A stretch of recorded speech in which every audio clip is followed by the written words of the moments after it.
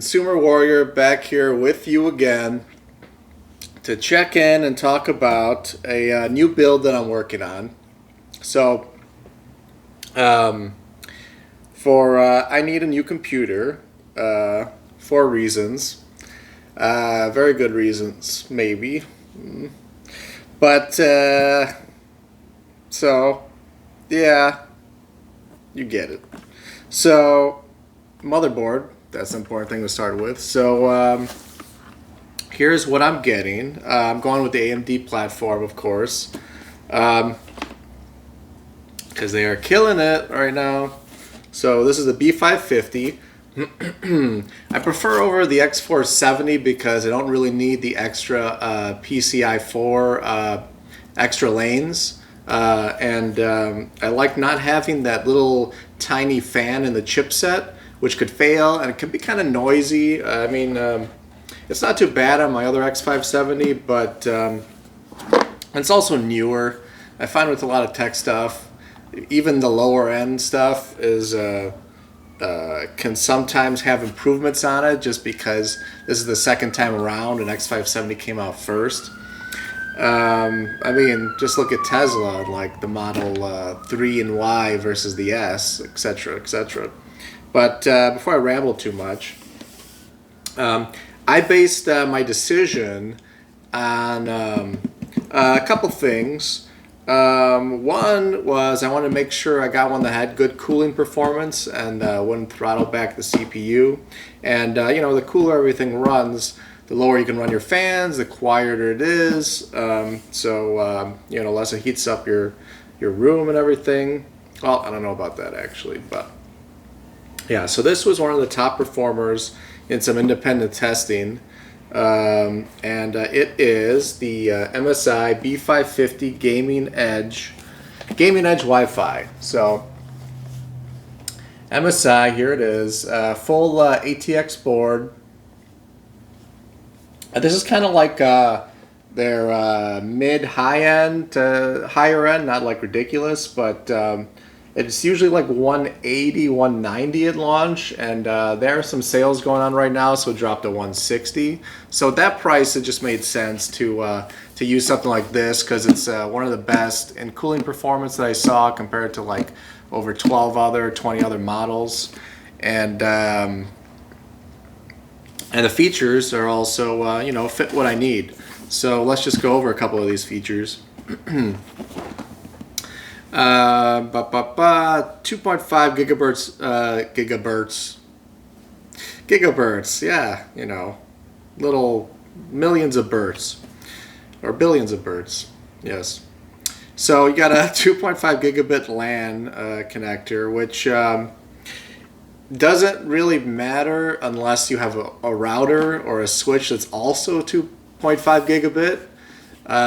So, you know, it's nice, but everything else has to catch up, so it's not going to make much of a difference for me or most people, you know, right away. Same thing with PCI Express 4. You've got it on for one storage drive and also for the graphics card. Right now, there's like a couple % performance difference with cards that are plugged into PCI Express 4 versus PCI Express 3 connectors. That could increase a little bit in the future, but I think we just had a new round of graphics cards come out, and that's still the case. So as far as I know, so that's not a big deal. For the storage, it is a bigger deal. Gaming performance, you're not going to see a difference. And most day-to-day regular tasks on the computer, you're not going to notice a difference. Transferring super large files between two drives that are equally as fast. Got to keep that in mind. Just because you have one fast drive doesn't mean that you're going to get lightning speeds if you're moving it off of something that's slow. So if you have two really fast drives, that'll be like, you know, really quick, and you can have huge files, terabytes done in seconds, which is cool. But Gen 3 is still pretty solid, and Gen 3 SSDs are a lot cheaper still, which, you know, I'll be bringing up again soon. Supposedly has a good audio chip in it. which, yeah, probably matters for a lot of people. If you're using, you know, the out to like a stereo, I'm not sure if you'll notice the difference, possibly. Definitely if you are going directly to some speakers that plug into this thing with the analog inputs, I think it would make a bigger difference. But yeah, it's nice, whatever. This is pretty big. Flash BIOS button. So this thing has the ability, and I'll point this out when I show you the board, but it has the ability to plug in a little USB stick, and then you can use this button, and it will update its BIOS without you having to have a CPU installed, which is pretty big deal because I'm not certain if this is ready for the new Ryzen 5000 series processors right now, this board. It might. I have to look into it further. But if it doesn't, I'm still fine. And otherwise, I mean, if you only have, or, you know, let's say you buy a new Ryzen, you know, let's say the 5600X, because it's a badass CPU, and it's, you know, it's the new killer choice, although it's hard to get them right now.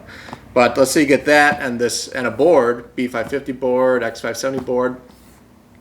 There's a chance that the BIOS has to be updated before it could boot up with that CPU. And if it doesn't have this feature, then that means you need an older CPU just to boot it up. And that could be a big hassle. Like, what do? You got to take it to a store and hope they could do it, maybe, or you got to, you know, AMD has a thing, but it's like a long process in the mail. They ship one to you, and yeah, that's a nightmare. Or if you have another computer and you have an older Ryzen series, you know, you'd have to unplug it from that computer and, you know, reseat it to the cooler and put a new thermal paste and all that. It could be a hassle. I mean, it is a hassle. It's nice to redo the thermal paste after a while, though, but and then, you know, some LED stuff. The heat sinks are beastly on this thing. That's why it makes it so cool.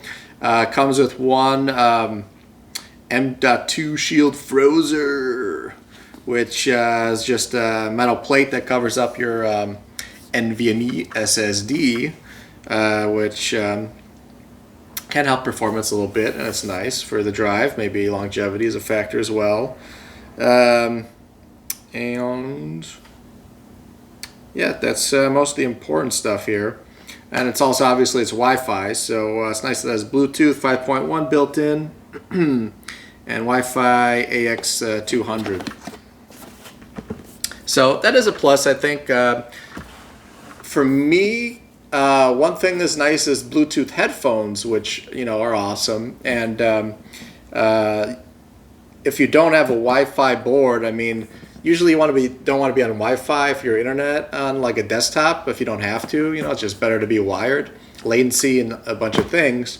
But so most people plug those in. Obviously, this is a must if you can't run a wire. But yeah, Bluetooth is nice with headphones and stuff, because then you can listen to music or whatever your you know, podcast or YouTube video or whatever. You go into a different room and you can keep listening.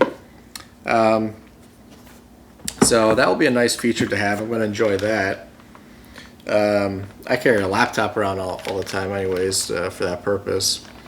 So I'll start with the board. So here's the board in the nice bag, anti-static bag. It comes in here. I'll pull it out.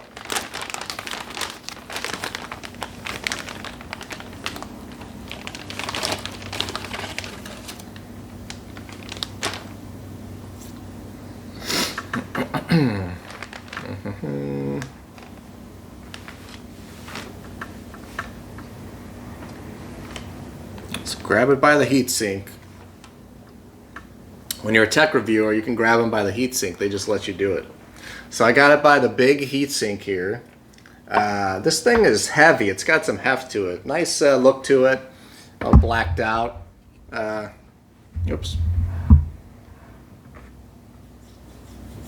All blacked out there. Gigantic heatsink over here and on top there. And here's your cover for the M.2 slot right there. This is the cover. Let's get it from a different angle. Ooh.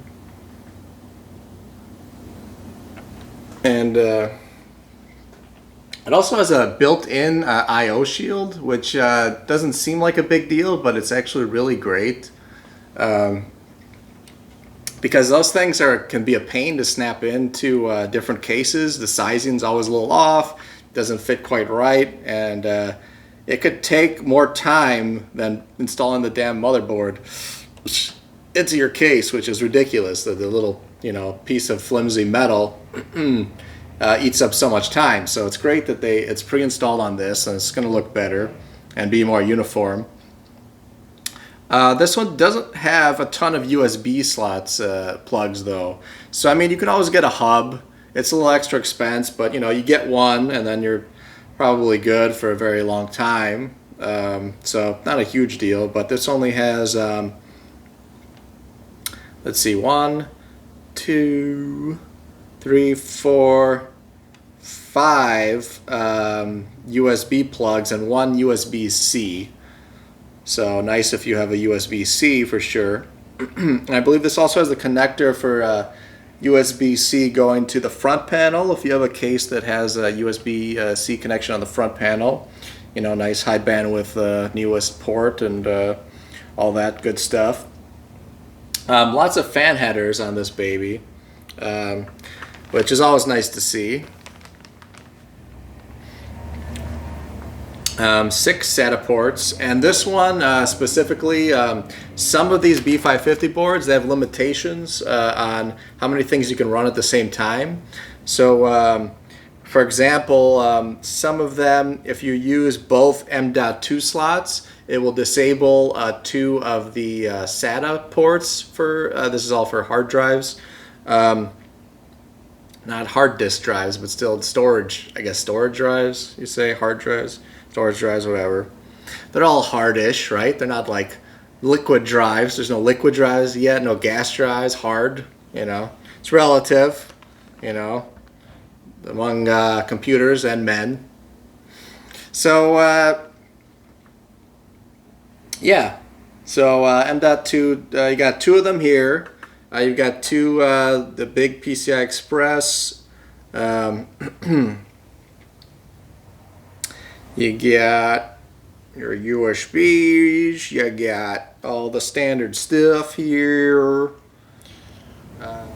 Alright, well, I could keep going on and on about stuff related to the motherboard, which is easy because the motherboard connects to everything else, so it just kind of leads into everything else. But I'll save that for another video. Suffice to say that this is a good value choice. It has support for the newest Ryzen processors with the BIOS flashback feature that's coming out, that have just come out, although availability is limited on those CPUs. Superior cooling performance, outperforms some much more expensive motherboards. Wi-Fi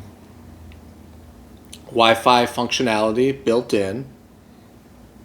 Full use of storage drives, which some other motherboards aren't able to do. B550 boards specifically will not allow you to use both M.2 slots and all 6 other of the SATA ports for storage drives.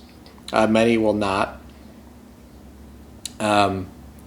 It's a trade-off, I believe, with the PCI Express, but no one uses 2 graphics cards nowadays, so it really doesn't matter. I'd rather have the storage drives. You got your PCI Express 4 slot for your graphics card and your first storage drive, so that's the latest and the greatest, the fastest storage drives, NVMe drives will work in this. Lots of fan plugs, 6 spaced throughout the board, so easy to have a case with a lot of fans and in different locations, and have them all controlled by the motherboard, and all varying automatically to different speeds as needed. USB-C support for the front panel,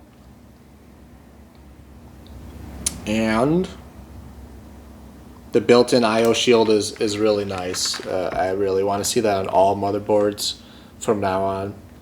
And you have your optical out as well for people who are into that. And that is about it.